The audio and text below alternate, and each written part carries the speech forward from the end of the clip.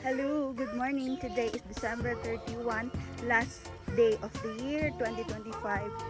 So, jog sa ta before mag-mukbang later. 1 km done, 2 km done, 3 km done, 4 km done, 5 km done.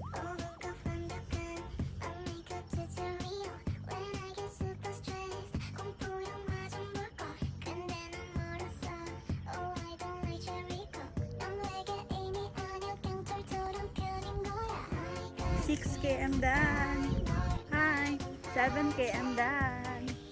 8 km done. 9 km done.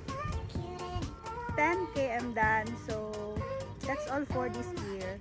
Next year ulit. So next Saturday. Let's go. Yun lang. Bye.